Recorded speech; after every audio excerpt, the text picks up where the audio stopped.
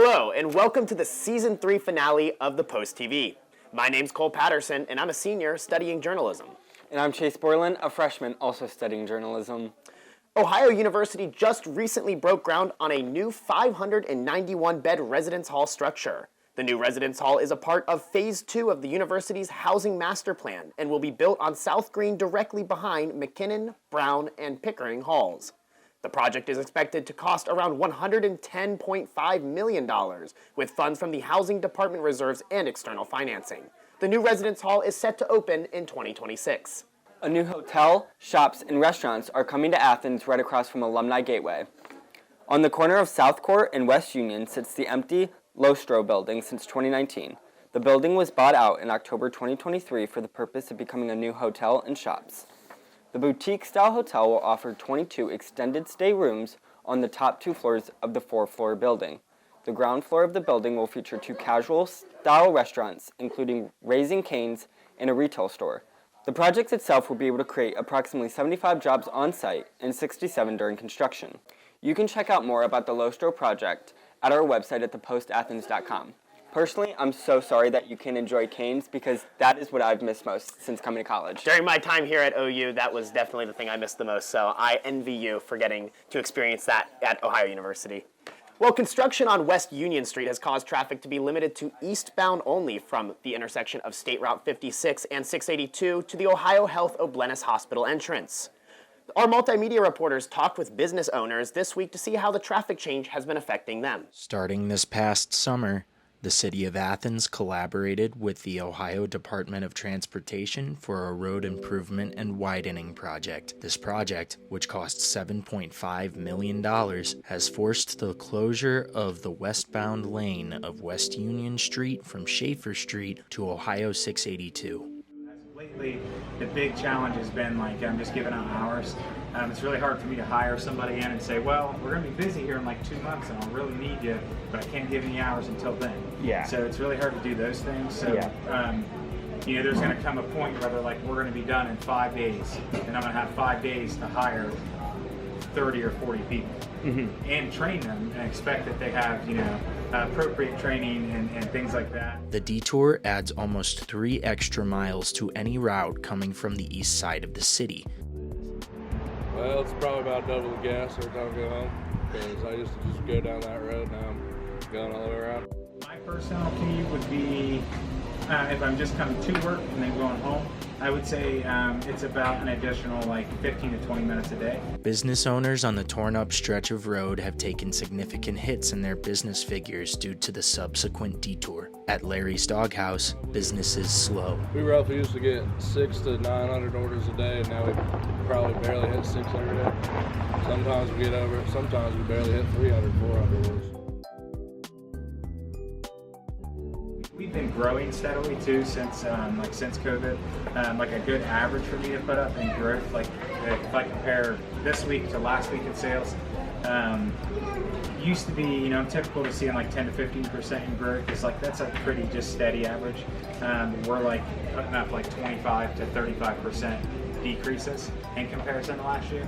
Looking at this in hindsight, I wish that they would have planned to do this in sections as opposed to doing it let's tear up all this road that could have been being used. If they just got this opened up to here, to us, 2-way, and you left the rest one way, that's fine, because there's all these other access points. You can loop right back around and get right back to here to then go right.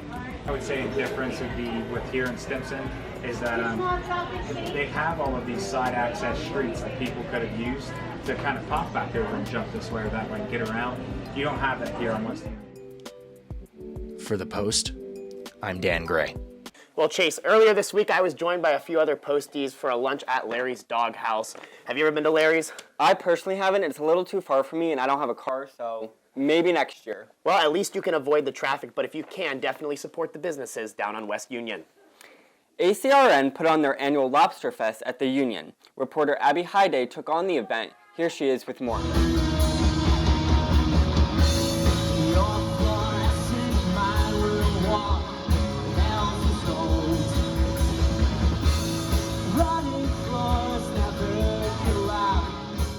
Lobster Fest is back again. an event organized by ACRN was a huge success last weekend. A variety of performers took the stage at the Union Friday and Saturday night, then a free outdoor performance Sunday morning at the Scripps Amphitheater. These past 2 weeks we've been rolling out content both on the website with the preview and on the Instagram with some type videos to really get the crowd going. So on Sunday the show will start in the morning around 11. I believe it's at the Scripps Amphitheater, and it's more of a chill, laid-back event. We have 4 bands playing, and it's just a way to unwind from the past 2 shows that were high energy, and just kind of like a way to bring Lobster Fest to a close. It's super nice.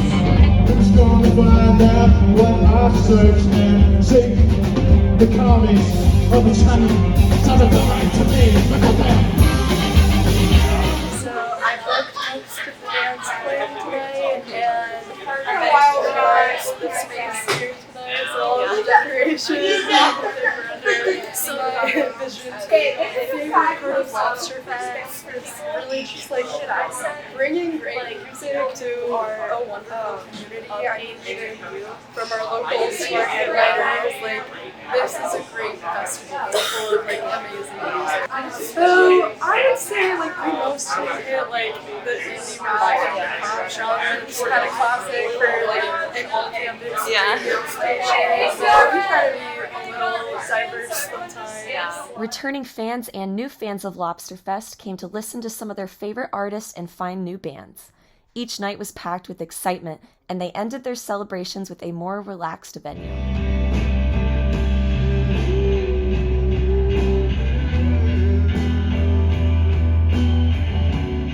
It was very nice. It was compared to the Union, it was way more chill. Yeah. And the band was really good. Like compared to the overwhelming loud music in the Union, it was way better too. And just free. If you weren't able to stop by for Lobsterfest this year, you can find music like this at ACRN Radio. And be sure to mark your calendars for next year's Lobsterfest. What a great event to support OU students and local artists. Make sure you check it out next year. Coming up next, we're going to take a look at one of Brick City Records' recent shows, but first, we're going to hear about sports from Cassie and check out one of the post-many podcasts, IMD Bobcat. La justice, pourquoi? La justice nique sa mère. Le dernier juge que j'ai vu avait plus de risques que le dealer de ma... 1, 2, 3, 4. Welcome back, everyone, to another episode of IMD Bobcat. I'm Nathaniel. I'm Spencer. And today we are going to be covering one of Spencer's all-time favorite films. Absolutely. Hi, I'm Cassie, here with sports. As we wrap up the school year, here's what's going on in Ohio sports. The baseball team has won their past 2 games with a score of 4-2. The team takes on Toledo this weekend at home in a 3-game series starting on Friday at 6 p.m. The softball team takes on Buffalo in Buffalo this weekend, starting with a doubleheader on Friday at 1 p.m. This past week, the football team has had their spring game, which acted more like a practice. The team showcased many drills from different positions. That is all for sports. Back to Cole and Chase. Cornwell Properties canceled Brick Life Entertainment's involvement with Palmer Place Fest, which was meant to be held last Friday. Cornwell Properties, which owns the Palmer Place apartment complex at 25 Kurt Street, said it is changing the event's typical festivities because it could be a liability issue for the company. Its insurance could be taken away if someone were to get hurt, and overcrowding issues could cause ongoing damage to the building. As a replacement, Brick Life and 68 North Entertainment teamed up to create the first ever Athens Fest, located on Hawking Street. Let's take a look and see how the event went. We gon' learn him from overseas. Why you think we shut up like the Navy? I got 2 twins and they shoot shit. No, I ain't talking no babies. 50 drum hanging off the Fendi just in case they try to jam me. Cause that shit don't grab me. If I stay down when I change down. We came to party. Yeah, we're out here having a good time. Just trying to relieve some stress before finals week. This is our last fest season, so we're trying to go all out. Ohio, y'all with this here. What do you say? Y'all make the mother noise.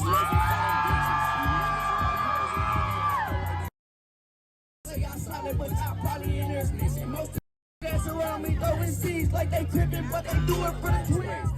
Hello. Shout out to OU. Thank you for the best fest ever. Thank you, OU. Love it here.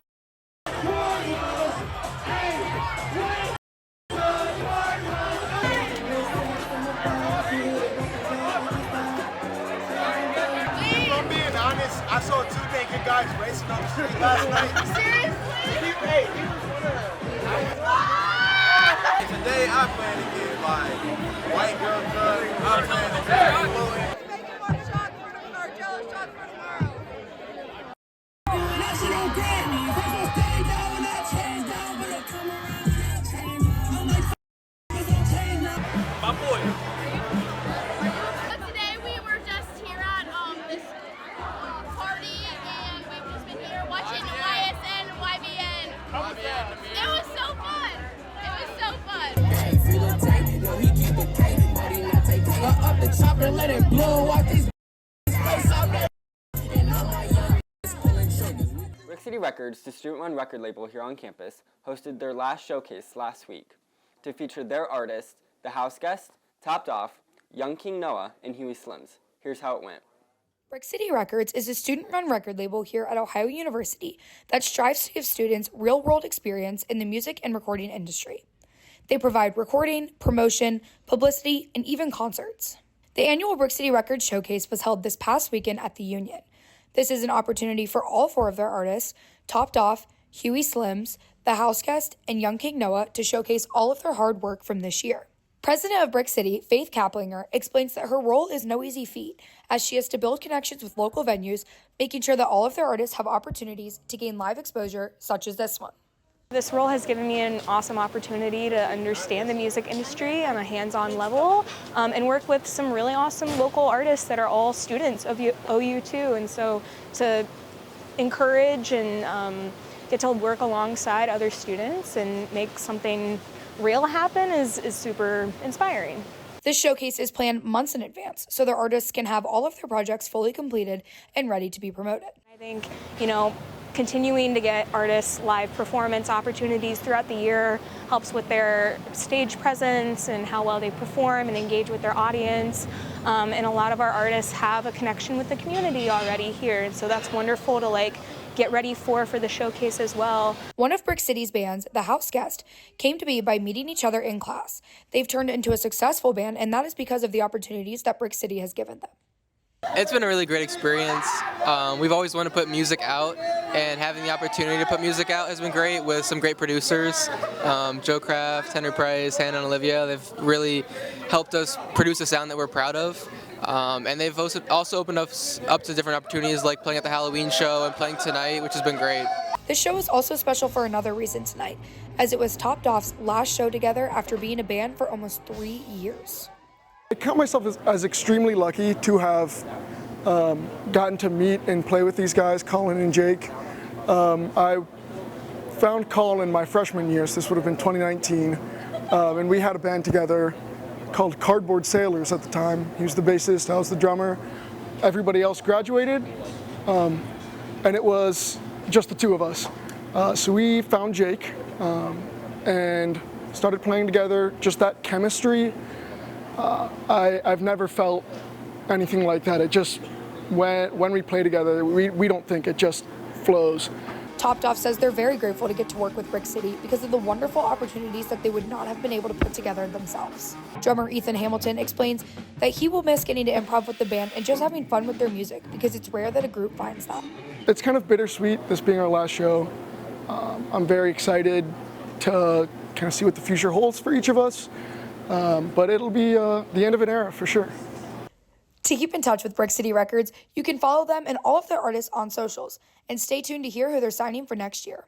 Although this was their last show, Brick City will have more shows next year featuring their new artists. With such an energetic and lively group here at the Post TV, we have a lot of funny moments.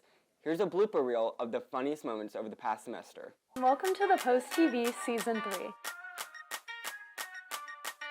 My name is Cole Patterson. I'm Sully Beach. My name's Chase Borland. I'm Kendall. And I'm Abby Hiday. I'm Haley Dunn. I'm Dan Gray. I'm Ellie Metzler. And I'm Lilly Marinski. I'm Sully Beach, a journalism major. We have to start. It was too high a little bit. When did you think they won? It's fun. Please. I had no idea Crystal used to be a theater. I'm so sorry. Many students think there's a rivalry between rivalry. We're sure gonna miss our senior post.